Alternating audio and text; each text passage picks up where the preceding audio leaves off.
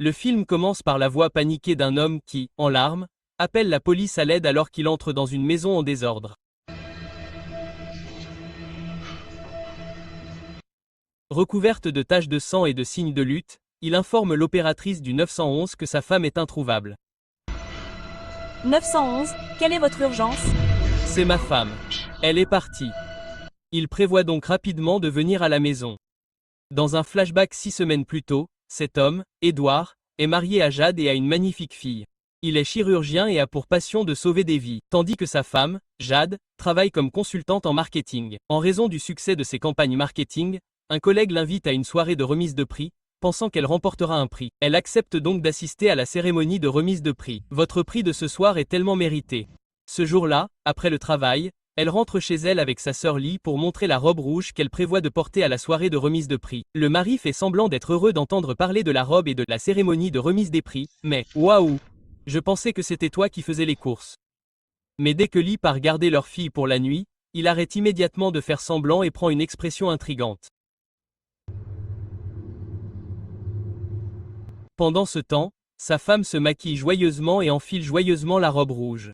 Mais alors qu'elle se tourne pour admirer la robe dans un miroir, elle découvre plusieurs dommages et coupures dessus. Cependant, elle n'a pas l'air choquée. Au contraire, elle a l'air de s'y attendre. Soudain, son mari apparaît à côté d'elle pour la consoler de la robe abîmée. Il s'avère qu'il en est responsable. Elle accepte immédiatement ses excuses et prévoit de porter une autre robe. Il accepte donc et fait remarquer que la robe rouge qu'elle avait prévu de porter la faisait ressembler à une. Cela vous aurait fait ressembler à une? En entendant cela, elle retient ses larmes et se prépare à porter autre chose. Lors de la soirée de remise des prix, elle porte une robe démodée pour recevoir son prix avec son mari à ses côtés. Lors d'un discours, elle remercie ses coéquipiers pour leur contribution et leur fait un câlin individuel. De retour à la maison, son mari lui pose soudain des questions sur un membre de son équipe et lui demande pourquoi elle l'a remercié particulièrement. Elle explique donc qu'il a apporté la plus grande contribution à son équipe. Il fait simplement partie de l'équipe. Je leur ai tous les deux donné du crédit. Mais son mari trouve cela humiliant et l'attrape soudainement et la jette sur le lit. Elle tente de lui expliquer pour dissiper le malentendu, mais il refuse de l'écouter et prétend qu'elle est ingrate envers lui. Il l'attrape et la jette de force contre le mur, ce qui lui fait cogner la tête contre un portrait dur. Puis il l'étrangle et la met en garde de ne plus jamais agir comme ça. Jamais. Le lendemain, alors qu'elle est allongée sur le lit avec une blessure à la tête, il entre et lui joue une chanson romantique pour lui remonter le moral, mais elle l'ignore. Il s'assoit donc à côté d'elle pour la câliner. Ce jour-là, alors qu'ils prennent leur petit déjeuner avec leur fille, celle-ci fait un compliment sur les belles fleurs sur la table. Alors, l'homme lui dit qu'il les avait achetées pour faire un cadeau à Jade. Bien, sûr que oui. Savez-vous pourquoi? Non. Parce que c'est ma petite fleur. Après le repas, la fille s'enfuit pour jouer, laissant Edouard seul avec Jade. Il lui pose des questions sur son travail. Elle lui dit donc qu'elle a l'intention de travailler à domicile pendant quelques jours avant de retourner au bureau. Mais il se met soudainement en colère et lui crie de quitter son travail et de devenir mère au foyer. Faible. Alors, quitte ton travail. Je suis sérieuse, Jade. Pourquoi? Alors qu'ils se disputent à ce sujet, il reçoit soudainement un appel de l'hôpital. Il arrête donc de se disputer et part pour l'opérer. À leur insu, leur fille avait écouté leur dispute. Alors que Jade retourne dans sa chambre, elle entend des sanglots étouffés dans la chambre de sa fille. Elle va donc voir comment elle va. En mettant la petite fille au lit, la fille lui révèle qu'elle est au courant des violences qui se déroulent dans la maison. Jade est choquée par cela. C'est vrai. Maman, Quand est-ce que je pleure? Tout le temps.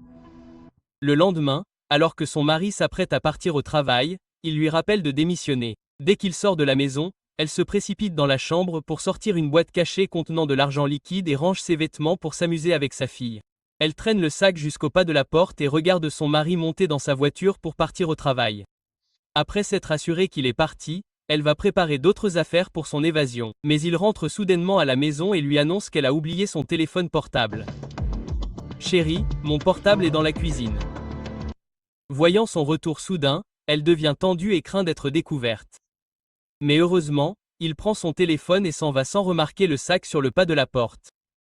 Juste après son départ, elle attrape sa fille et s'enfuit pour passer la nuit chez sa sœur. Ce soir-là, Edouard rentre chez lui et trouve un mot annonçant son évasion. Il l'appelle immédiatement plusieurs fois, mais elle ignore tous ses appels, ce qui le met en colère.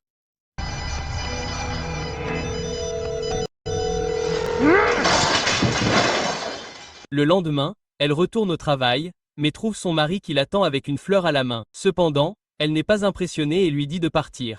Il essaie de la convaincre de rentrer à la maison avec leur fille, mais elle refuse. Alors qu'ils se disputent à ce sujet, un collègue l'appelle pour assister à une réunion, alors elle le quitte. Voyant comment le collègue se comporte avec elle, Édouard se met en colère et jette la fleur dans une poubelle avant de partir. Ce jour-là, après le travail, alors qu'elle dit au revoir à son collègue et se dirige vers sa voiture, elle voit soudain son mari l'attendre près de la voiture. Il lui dit qu'il ne signera pas les papiers du divorce et l'accuse de l'avoir trompé avec son collègue. Et tu crois que je vais le signer, et alors, tu peux finir par baiser cette sangsue en toute bonne conscience. Elle essaie de s'éloigner, mais il la plaque contre la voiture, ce qui la fait menacer de déposer une ordonnance restrictive à son encontre. En entendant cela, il lui dit que personne ne la croirait plus qu'un médecin et lui rappelle sa grave dépression. Mais elle insiste sur le fait qu'elle préférerait mourir plutôt que de retourner auprès de lui. Je préférerais mourir plutôt que d'être avec toi. Alors qu'elle s'éloigne pour monter dans sa voiture, il l'arrête et lui dit qu'il préférerait la couper en 1000 morceaux plutôt que de l'avoir divorcée. Et je préférerais te découper en 1000 petits morceaux et laisser quelqu'un d'autre avoir un morceau de toi. 5 semaines plus tard, Jade fête son divorce réussi avec Édouard avec sa sœur. Ce soir-là, alors qu'elle sort les poubelles, elle remarque une étrange voiture dans le quartier et essaie de l'examiner de plus près, mais la voiture démarre avant qu'elle ne puisse voir le conducteur. Le lendemain, elle emmène sa fille dans un lieu de rencontre scolaire et y rencontre Édouard, son ex-mari, qui lui présente sa nouvelle petite amie. Lorsque celle-ci part rejoindre d'autres invités, Édouard lui fait part de son projet de quitter l'État pour une conférence médicale. Comme il va s'absenter quelques semaines, il la supplie de le laisser passer une journée avec leur fille. Elle accepte donc cet arrangement. Plus tard dans la journée, elle salue ses collègues avant de pointer. Alors qu'elle arrive à sa voiture, une clé tombe soudainement par terre. Elle se penche donc pour la ramasser. Mais soudain, elle remarque un homme étrange qui s'approche d'elle, une arme à la main. Alors qu'il la lève pour lui tirer dessus, il voit soudain quelqu'un et s'éloigne rapidement. Il s'avère qu'un de ses collègues l'a suivi pour une discussion.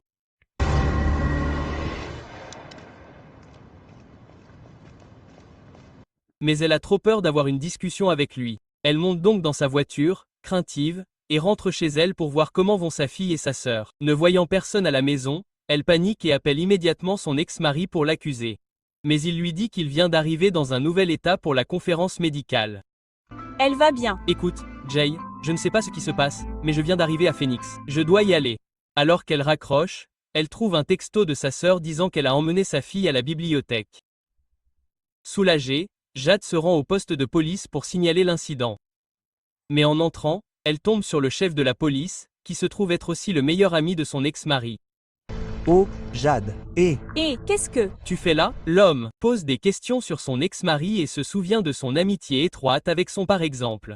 En entendant tout cela, Jade change d'avis et ne signale pas l'incident, car l'ami de son ex-mari est le chef de la police. Ce soir-là, elle se confie à sa sœur sur les années de violence qu'elle a subies aux mains de son ex-mari.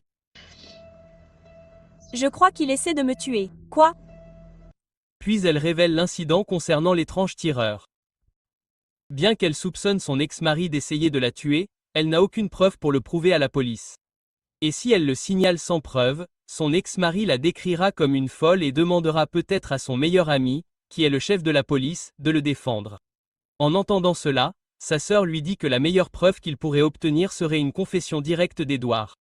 Cette nuit-là, avant de dormir, Jade médite sur les paroles de sa sœur et décide d'un plan. Laisser les choses comme si elles venaient de ce vieil homme. alors, le lendemain, elle dit à sa sœur d'aller au parc avec sa fille. Va au parc. C'est magnifique, ma chérie. Pendant qu'elle reste seule à la maison pour attirer l'assassin. Pendant ce temps, Édouard fait un discours lors d'une conférence de médecins parlant de son objectif de sauver des vies humaines. L'assassin arrive chez Jade et charge son arme avant de partir pour tuer Jade. La plupart d'entre nous dans cette pièce sont. Puis la scène change soudainement et Jade se bat avec quelqu'un qui fait des taches de sang dans la maison. Après la conférence de médecins, Édouard reçoit un texto de l'assassin lui disant que le travail est terminé. Il se précipite immédiatement vers l'état et se rend chez Jade. En entrant, il trouve du sang partout et des signes de lutte. Il appelle donc le 911 pour les informer de la situation et de la disparition de Jade. 911, quelle est votre urgence? C'est ma femme. Elle est partie. Après un certain temps, Lee et sa fille reviennent du parc et le trouvent assis sur le pas de la porte. Il informe Lee de la situation et lui emmène sa fille. Lee est choqué d'apprendre que Jade a disparu et l'appelle immédiatement, mais il est injoignable. Pendant ce temps, Edward appelle l'assassin et lui dit de se débarrasser du corps de Jade avant que les flics ne commencent à enquêter. Débarrassez-vous simplement du corps. C'est terminé. Mais l'assassin a l'air inquiet. Il s'avère que Jade avait simulé la scène de la pièce ensanglantée pour faire croire à une bagarre. Elle s'était coupé les mains pour recouvrir de taches de sang toute la maison afin de simuler sa mort. Puis elle a réussi à s'échapper avant que l'assassin n'entre pour la tuer. Maintenant dans une maison sûre, elle promet de s'assurer que son ex-mari avoue son crime de tentative de meurtre. Je vais donc m'assurer que tu le leur dises toi-même. Pendant ce temps, Edward reçoit un message d'un numéro inconnu. Lorsqu'il l'ouvre, il est choqué de voir qu'il s'agit d'une vidéo de son ex-femme le jour de leur mariage. Avant qu'il ne puisse analyser la vidéo, la sonnette retentit et 2 détectives sont dehors. Il raconte donc comment il a découvert la disparition de sa femme. Il ment également en disant que sa femme souffrait d'une grave dépression quelques jours avant leur divorce. En entendant cela, les détectives révèlent que la sœur de Jade les a appelés pour leur dire qu'il avait été violent envers Jade et qu'il avait envoyé un assassin pour la tuer. Violence physique, je suis désolé, La sœur de Jade est sortie du poste. Elle nous a dit que Jade lui avait récemment confié que vous aviez été violent pendant votre mariage. Mais Edward nie cela et affirme que la sœur de Jade souffre de troubles bipolaires. Il manipule les 2 détectives avec ses mots convaincants. Ils mettent donc fin à la séance d'interrogatoire. Dès qu'ils partent, il regarde la vidéo du mariage envoyée sur son téléphone et se demande qui l'a envoyée. Pendant ce temps, Jade regarde les informations dans une maison sûre et voit un journaliste faire un reportage sur son affaire. Le journaliste annonce qu'elle a disparu après qu'un assassin a envahi sa maison. Jusqu'à présent, les détectives chargés de l'affaire n'ont donné que très peu d'indices sur ce qui a pu se passer, si ce n'est de dire. Voyant ce reportage, Jade écrit une carte de joyeux anniversaire et se rend sur le lieu de travail de son mari avec l'intention de glisser secrètement la carte dans sa voiture. Cependant, alors qu'elle le regarde sortir de la voiture, un tueur à gages s'approche de sa voiture, ouvre la portière et en sort une enveloppe contenant de l'argent liquide avant de s'éloigner. Pendant ce temps, alors qu'Edward soigne un patient à l'hôpital, il reçoit un appel d'un restaurant lui parlant de la réservation spéciale que sa femme lui avait préparée. Cela le laisse choqué et confus. Au même moment, Jade suit secrètement l'assassin jusqu'à sa cachette et l'épie par la fenêtre. Elle le voit compter l'argent de l'enveloppe et l'observe appeler son ex-mari pour l'informer qu'il s'est occupé de son corps. Il a récupéré l'argent et s'est occupé de son corps. Nous avons donc terminé. Pendant ce temps, Edward se rend au restaurant et le serveur lui dit que son ex-femme a préparé une réservation pour le dîner et un cadeau pour lui. Alors qu'il s'assoit à la table réservée, il voit une carte avec l'écriture de son ex-femme lui souhaitant un joyeux anniversaire. Il commence à se demander si elle est vraiment morte. Il sort donc du restaurant en trombe et rentre chez lui pour vérifier son téléphone secret. Cependant, il reçoit un message vocal de l'assassin disant qu'il a tué et s'est occupé du corps de sa femme. Il a récupéré l'argent et s'est occupé de son corps. Nous avons donc terminé. Il est donc confus. Le lendemain, il rend visite à la sœur de Jade et lui pose des questions sur la réservation du dîner, mais elle lui dit de partir et lui claque la porte au nez. Je vais te tuer moi-même.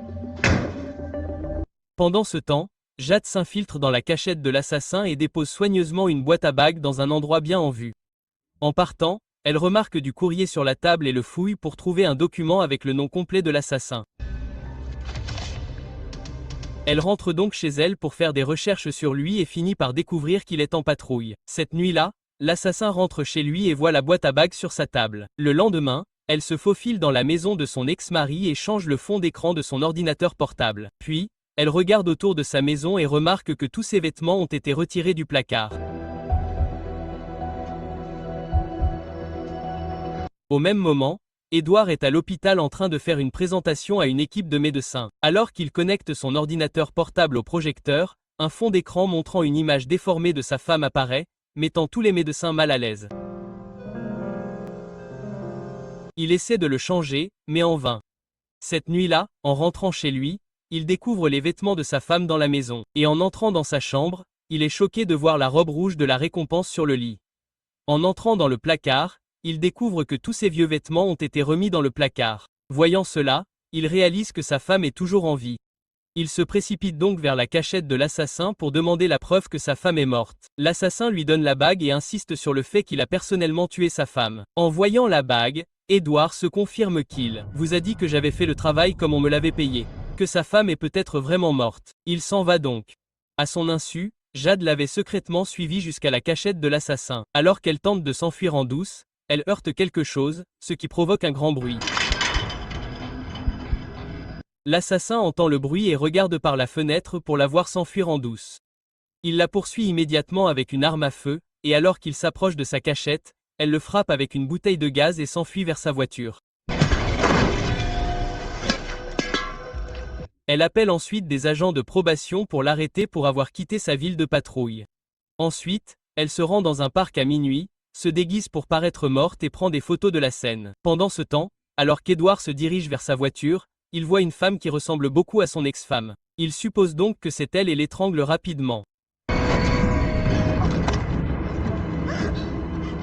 Plus tard, il réalise que la femme est sa nouvelle petite amie. Il tente de s'excuser pour son erreur, mais la femme lui crie dessus et s'en va. « Lâchez-moi, s'il vous plaît. » Plus tard, il reçoit un appel du service de police lui demandant de se présenter pour une situation importante. Au poste, les détectives lui montrent une photo qu'ils ont reçue d'un numéro anonyme.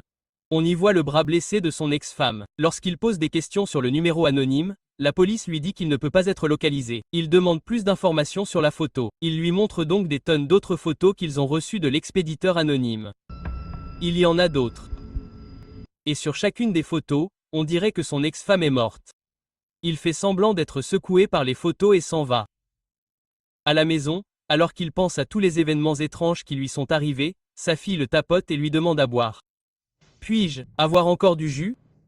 Mais alors qu'il lui sert un verre, ses mains se mettent à trembler, ce qui fait que le verre se renverse sur la table. Chaque fois qu'il essaie de se tenir à quelque chose, ses mains tremblent en réponse au traumatisme psychologique causé par tous ces événements étranges qui se produisent.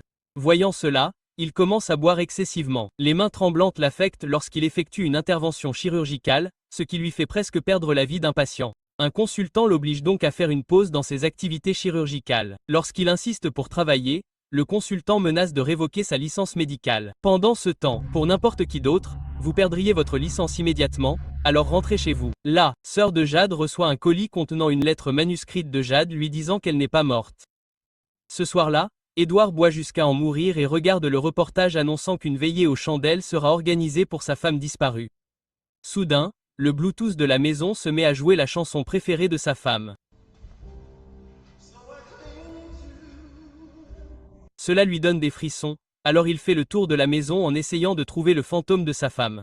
La porte commence à cogner, alors il va la fermer. Mais après, il entend la voix de sa femme qui l'appelle. Jade. Jade.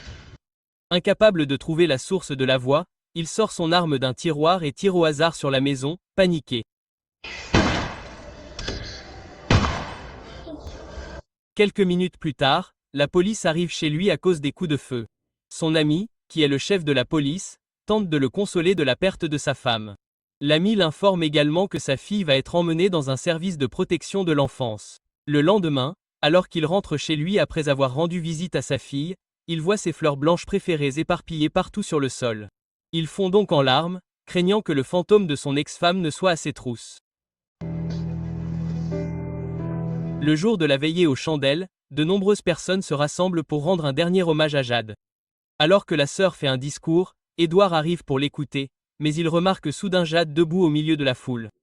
Il tente de la poursuivre, mais son ami policier l'empêche de quitter la veillée. Il se libère de son ami et part à la recherche du fantôme de Jade. Après la veillée aux chandelles, la sœur de Jade prend sa voiture pour rejoindre Jade. À son insu, Edward la surveille en secret. Il la traque et la voit entrer dans un motel.